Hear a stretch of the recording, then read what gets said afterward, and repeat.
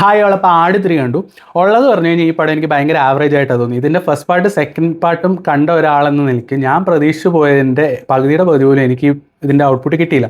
ഒന്നാമത്തെ കാര്യം, ഈ പടത്തിൻ്റെ സ്ക്രീൻ പ്ലേ വന്ന് ഭയങ്കര ഫ്ലാറ്റ് ആയിട്ട്, ആദ്യം കോമഡിയും കാര്യങ്ങളും ഒന്നും തന്നെ ഇല്ല. ഒരേ റിപ്പീറ്റഡ് സീക്വൻസും അത് വലിച്ചു നീട്ടലും അങ്ങനെയൊക്കെ പോയിരിക്കുന്നതുകൊണ്ട് തന്നെ എനിക്ക് പേഴ്സണലി യാതൊരു കണക്ഷനും ഉണ്ടായില്ല. അതുപോലെ തന്നെ കോമഡിയൊക്കെ ചുമ്മാ സത്യം പറഞ്ഞാൽ ഫസ്റ്റ് പാർട്ടിൽ സെക്കൻഡ് പാർട്ടിലൊക്കെ ഒരുപാട് വർക്കായ കോമഡിയും കാര്യങ്ങളും ഒരു വെറൈറ്റി ഉണ്ടായിരുന്നു. നമുക്ക് ആ കോമഡിയൊക്കെ നല്ല രീതിയിൽ വർക്കൗട്ട് ആയി. ഇതിൻ്റെ അകത്ത് കോമഡി ഒന്നും വർക്കൗട്ട് വന്നത് ഭയങ്കര ഫോഴ്സ്ഡ് ആയിട്ടുള്ള ഹ്യൂമർ, അതുപോലെ തന്നെ ചളിയും കാര്യങ്ങളൊക്കെയാണ് കൂടുതലും എനിക്ക് പേഴ്സണലി തോന്നിയത്. ഇത് എൻ്റെ പേഴ്സണൽ ഒപ്പീനിയൻ ആണ്. ചിലപ്പോൾ നിങ്ങളാണെങ്കിൽ നിങ്ങൾക്ക് ചിരിയൊക്കെ വരുമായിരിക്കും.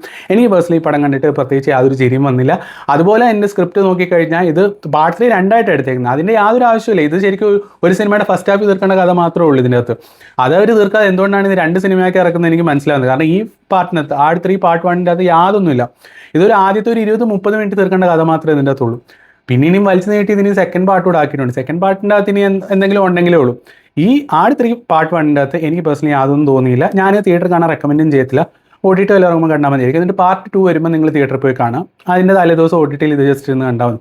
അതേ എനിക്ക് തോന്നിയുള്ളൂ. ഞാൻ ഇത് പേഴ്സണലി ഈ പടം ഒരു പാർട്ടിൽ തീർക്കേണ്ട പടത്തിനെ വലിച്ചു നീട്ടി 2 പാർട്ടാക്കിയതുപോലെ എനിക്ക് തോന്നിയത്. അപ്പം ബാക്കി നിങ്ങളുടെ ഒപ്പീനിയൻ നിങ്ങൾ തിയേറ്ററിൽ കണ്ടിട്ട് നിങ്ങളുടെ അഭിപ്രായം പറയാം. വീഡിയോ ഇഷ്ടപ്പെട്ട ഷെയർ ചെയ്ത് സപ്പോർട്ട്.